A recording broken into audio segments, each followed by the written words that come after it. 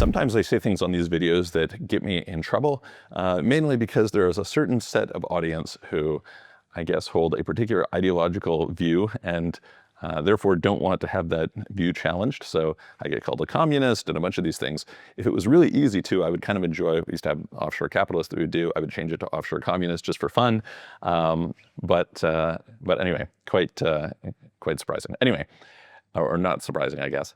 Today I'm going to talk about one of those things, which will probably get me into trouble with a few people, but I think is sort of an interesting mental model to consider.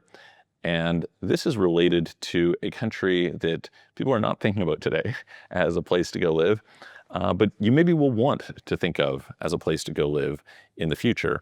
There is some reasonable chance, I think, that they are going to ultimately be quite victorious. And so we're going to dive in and talk about that country today, and that is China. So for those of you who aren't aware, actually I didn't really film much when I was in China, but I was in China, in Shanghai, earlier this year. And by the way, if you get a chance to go to Shanghai, there is a show there for these who I like live theater. I think it's great. It's one of the things that I love about New York. I love about London, Las Vegas. And one of the places is Shanghai. So there was a show that was showing for, I think it was 14 years in New York. It has ended in New York now. It is only available in Shanghai. And it's called Sleep No More, which is a totally different, super unique, super awesome show that I highly recommend you check out if you happen to be there. Anyway, we're going to dive in and we're going to talk a little bit about Shanghai, but more specifically about China, and more specifically about China's future relative to today and relative to the rest of the world. So let's dive in and discuss that. Before we do, if you haven't already, please hit the subscribe button, hit the thumbs up. Please support us. Thank you very much for your support being here. And if you are interested in help with relocating to other countries or setting up international corporate structures that will optimize your global tax, doing international banking, setting up Plan Bs, all that sort of thing, we are specialists in that and happy to help you. So please send us a message through offshorecitizen.net, or you can book a call with me, calendly.com/Michael-Rodsmer. There's a link in the description below. Okay, so for a long time, it was pretty obvious that the best place to live was what I would call the developed West for most people. And you could make a pretty solid argument that that was true from, I mean, maybe as early as the time of Christopher Columbus, maybe sometime around the establishment of the United States, sometime in that range, the sort of what I would call developed West, which was mostly Western Europe, the US, maybe Canada, maybe Australia, eventually Singapore. There's kind of like some transition in terms of which countries got established as being attractive places when. But it was just like way easier to build wealth, say, in the US and Canada during sort of some of the pioneer times than a lot of other parts of the world. As you had sort of the Industrial Revolution and then sort of the Information Age, you had just a lot of advantages in those places in terms of quality of life, in terms of sort of the industrial base that served things up to, the rule of law, et cetera, et cetera, et cetera. And so if you were to go back, for example, to the 1970s and you were to compare life in the US to life in Malaysia, it was very, very hard to make an argument for life in Malaysia. Very, very hard. Fast forward to today, if you were to compare Kuala Lumpur to basically any major US city, Kuala Lumpur makes a pretty good case for itself. And so that has changed quite a lot. The sort of center of interest, and I've talked about this in some previous videos, that people's mental models don't update. They don't travel enough. They don't see what the world is like. They don't see how things have changed. And as a result, they just don't realize that some places have gotten way better, whereas the place that they're coming from has potentially gotten worse, but certainly hasn't gotten better at the same pace as these other places. So nowadays, I was just talking, for example, today to a friend about Dubai. I mean, Dubai has a lot in common with, say, Vegas. We were discussing sort of as for people who feel comfortable in a US-like environment, US, Canada, Australia, places like that, it's an easy stepping off point because it's English speaking. It's a bit like Vegas, but cleaner, safer, with a beach, much more tax favorable, et cetera, offers in some respects more conveniences, et cetera, right? And that was not the case if you were to go back, honestly, even like 15 years. And certainly not if you were to go back 30 years, right? So this is how the world is changing. Well, one can ask, where should we live in the future? And I think why this is an important question, I think one of the earliest videos I ever did in Dubai, I was not living here at the time, but I was in Burj Al Arab, and I filmed this video and I was talking about it. A bunch of people flamed me for saying, oh my gosh, this is this place built on slavery and blah, blah, blah, blah, blah. And the argument that I made at the time was one of trajectory. So I said, look, if you just look at what places are improving or not, it is just super clear that UAE is getting better. Just super clear. The trajectory is up and to the right. If you go and you compare this to parts of Europe, it's very unclear. It might be that they're getting worse by a lot of people's standards. Maybe you can make an argument, okay, well, we have like some technology that's improved. Who knows? It depends a little bit on your value set, but very, very hard. It's almost nobody that I hear arguing that virtually any of the sort of developed West is improving or improving quickly. So then you say, okay, well, if we kind of take that trajectory mindset and we think, where will the trajectory be better in the future? What places would those be? Where are we going to look at? And the very controversial thing that I'm going to say is not enough people look at China. So why not? Of course, the argument is, well, China is a communist country. You don't have the same freedoms. You don't have the same rule of law, etc. A bunch of this is true, right? This is just objectively true. And I think that the types of people who are interested in a channel like this tend to lean libertarian, tend to lean more conservative, tend to lean more in favor of capitalism and democracy and so on and so forth, at least ideologically. Now, in practice, one can debate because a lot of those people will come to some place like UAE where, it is not a democracy. And, so how do you square that situation, right? How do you reconcile it? But for me, the mental model that I was having, or the thought experiment I was doing a little while ago, was really related to the median quality of life. So I've expressed for a while that I think one of the biggest trends in the world, I kind of have coined this term, the Great Migration. That's certainly one of the big trends. I would argue probably one of the top 3 trends going on in the world today. Another one of those trends, and these are I'm talking about long-term, multi-decade trends. Another one is growing wealth inequality. And growing wealth inequality, I think, is going to dominate a lot of political discourse over the next few decades. You are seeing things with Mandami, for example, getting elected in New York. You are seeing a lot of the tax wealth not work movement in UK. And I think that's only going to continue. That you will not see this let up. It seems very unlikely to me that governments have the competency to do something meaningful to solve this. And so it's going to become more and more significant.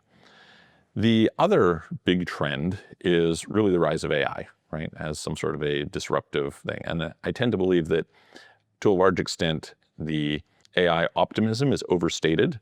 I have stated in some groups that people's projections are just wildly optimistic and complete nonsense. But it is certainly true that it is progressing, and it will continue to progress. And as you get more and more AI and robotics, that will play a very significant role in your quality of life. So when you think about where the median quality of life is likely to be the best in a few decades from now, what do you have to consider? I think one of the biggest things you have to consider is, where will they have AI and robotics? If you can just imagine your life in a place where you don't have AI and robotics, or at least not permeating your existence, versus one where you do, then I think it's just indisputably true that your quality of life is much better where you have the AI and robotics. You kind of think about all the people who couldn't afford maids who now can. You think about all the kind of beneficiaries on the automation side.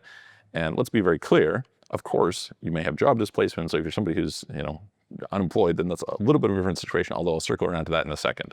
But the point is that to the extent that you can utilize these tools, your quality of life is better. It's one of the good things about some place like UAE or actually back in the day when I was spending time in the US a lot, I was noticing that one of the things that made the US great was things like Amazon Fresh, Google, et cetera. Now these things have spread a lot more now, so you can get very good grocery delivery and food delivery and things like this that you couldn't in the past in a much broader set of countries. But the point is, this is a big factor. And now take that to the next degree, right? You could have a personal chef, you could have personal cleaners, you could have robots to do all sorts of different errands for you, et cetera, et cetera, et cetera. You will have various different AI to do things like health diagnostics for you, et cetera, et cetera, et cetera. What is the issue here? The issue is that AI, and in particular robotics, require massive strains on the power grid. So already you see that in California, they've got issues with their electrical grid. You have situations in Spain where they've got something like 3,000 supercharger stations that are installed and they can't be used because they don't have it permitted properly. So you can go and you can look at Germany, where they've had this totally deranged energy policy. So in parts of the world where they have energy issues, you are going to have a deficiency of AI and robotics, regardless of the proliferation of the technology. So to have, millions of robots plugged in and charging all the time is going to take a drain on the grid. It just is. You need to be able to upgrade that. And so the question you can ask is, which parts of the world have a coherent energy policy? And the answer is there's basically just two places. One is China and one is the Middle East. These are like the two places that have a pretty coherent energy policy and can kind of scale that up pretty well to support AI and robotics. So one can argue on a long enough timeline, eventually, maybe everybody figures it out. But if you just sort of fast forward in the kind of like near midterm, it doesn't seem likely that Europe is going to solve that problem. Doesn't seem likely that places like Africa are going to solve that problem. Latin America. So there's a bunch of these that are just like, there's just a lot of bureaucratic, institutional corruption, dysfunctions that are going to stand in the way of really rolling out this sort of scale up. And so then you say, okay, well, what that would mean is that if the technology was out there, the places where you could actually access that technology would elevate your quality of life. What's the other part of it? The other part of it is this thing I'm mentioning about the geopolitical, socioeconomic factors related to wealth inequality. And like it or not, the nature of the Chinese system enables them to deal with that problem better than most places.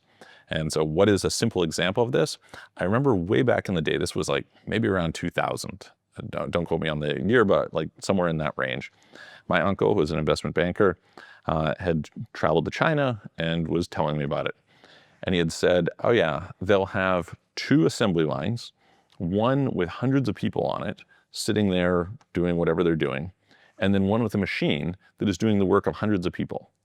But they'll keep the one with hundreds of people going, even though it's somewhat less efficient, because they want to incentivize providing people jobs, because that's important to the stability of China.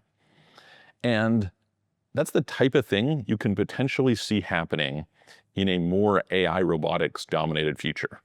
Now, you can't do that in something like the American system. You can't kind of force companies to employ a bunch of people inefficiently. And you might say, oh, well, UBI, blah, blah, blah. I'm very bearish on UBI. I think there's lots of different arguments you can make why it's problematic. But one is it just isn't that great for people to sit around and do nothing. And contrary to what people might say, when you enable a lot of these people to do nothing, they kind of tend to lose a sense of purpose.